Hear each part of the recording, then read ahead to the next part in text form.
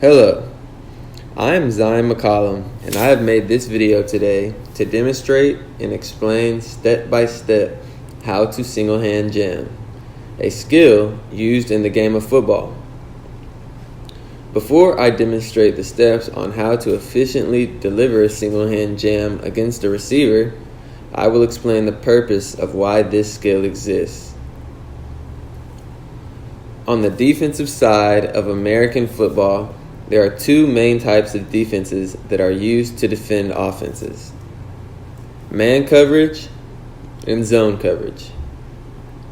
This is a skill that is frequently used in the man coverage side of things and is extremely effective in a one high safety, otherwise known as cover one, type of defense, hence the use of only a single hand in the jam.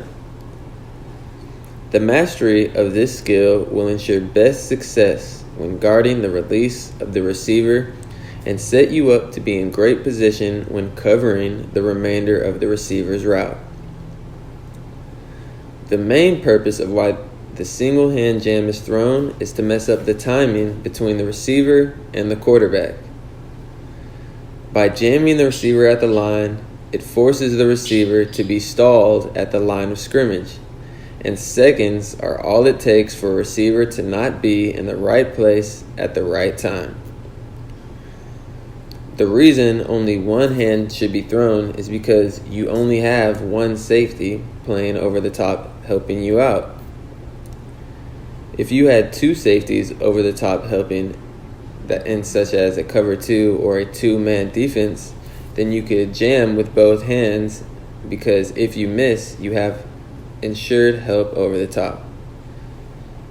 If you had playing a defense and you had no safeties helping over the top, such as a cover zero type of defense, then you wouldn't want to use any hands, because if you miss, you have nobody over the top to help you out. The single hand jam is effective because one safety is playing in the middle of the field and it disrupts the timing, which can stop an offense. Now, I'll demonstrate the skill step by step so that you can learn how to single hand jam effectively too.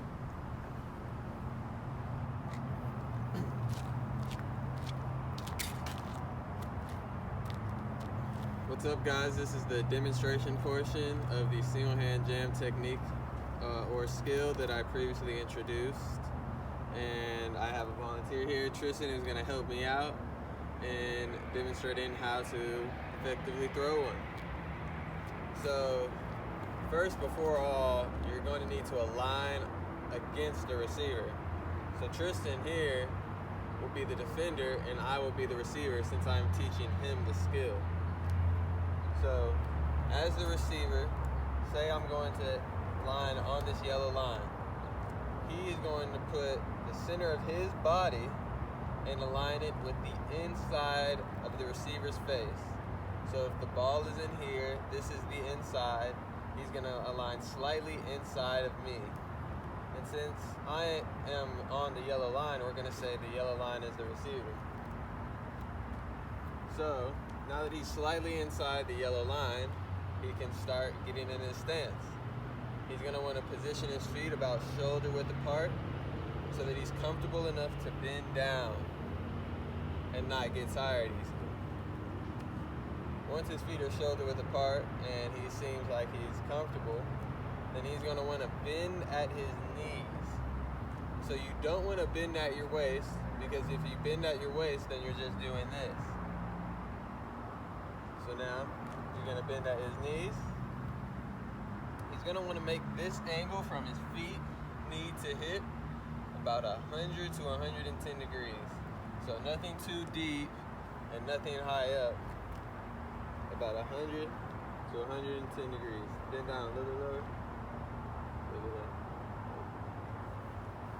So the next step is going to be his hands.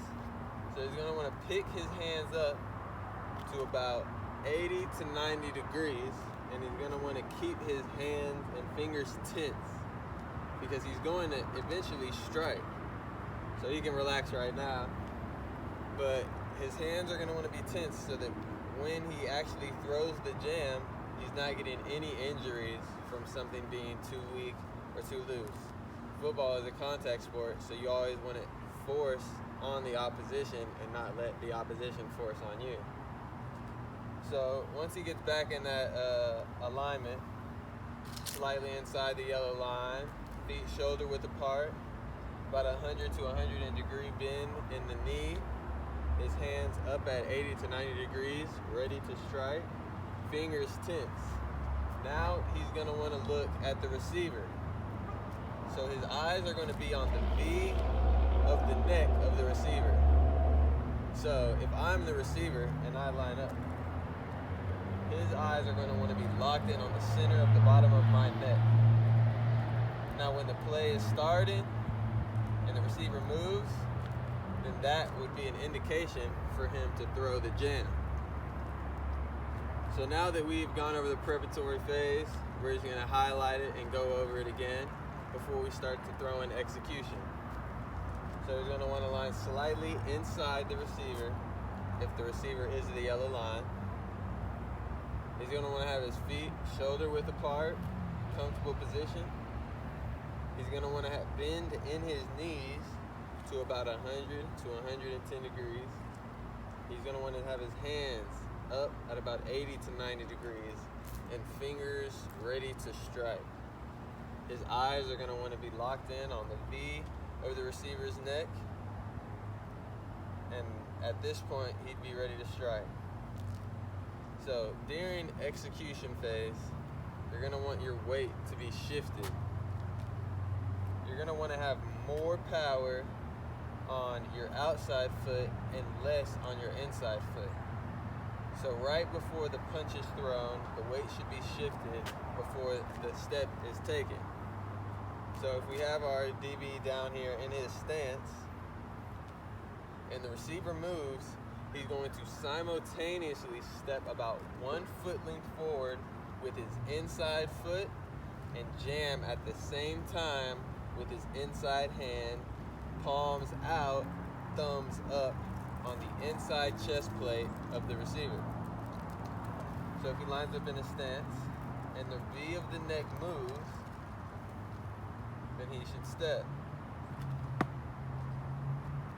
Simultaneously, the arm would then be thrown with the step. V of the neck moves, jam, just like that. And that is essentially the execution phase of the single hand jam. It's very quick and it's very smart, but it should be aggressive. So next we have the follow through phase, which would be indicated into the receiver actually releasing. So once the receiver gets in his stance and the receiver stays in the yellow line and the V of the neck moves and he throws his jam, the next step should be, if the receiver is going outside this way, then he should step with his inside foot back, followed by the outside foot at about a 45-degree angle. And it should follow in a shuffling motion, matching the release of the receiver.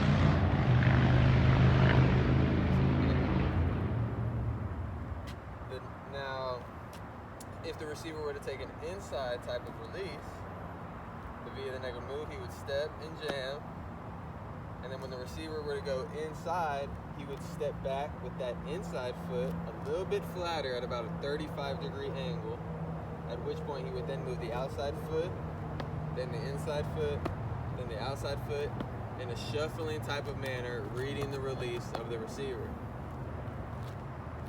So now that we understand the follow-through, we can go back and focus on the overall detail and get the entire movement going together.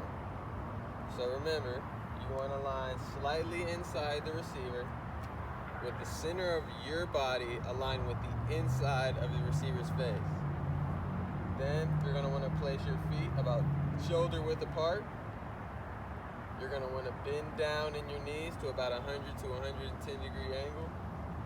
You're you're going to want to pick your hands up to about 80 to 90 degrees with your hands and fingers ready to strike and tense.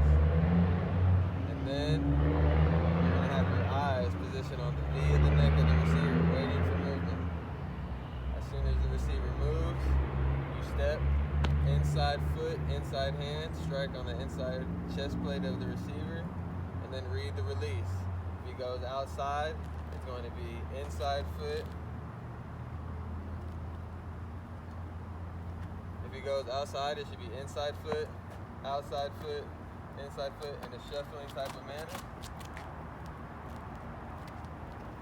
And if the receiver were to go inside after the jam, it would be inside drop back, outside foot, in a shuffling type of manner. Again, this skill is extremely effective in single high defense when you have a safety over the top, and disrupting the release of the receiver would ensure best success when attacking offenses. Now, to end this video, I'm going to have the demonstrator line up and do each release all on his own. First, slowly, step by step, and secondly, fast to each side.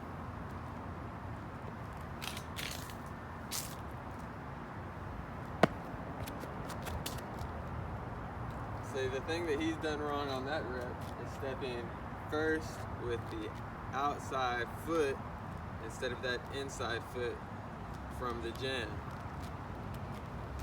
It's okay. This is what coaching is about. So inside step, just like that.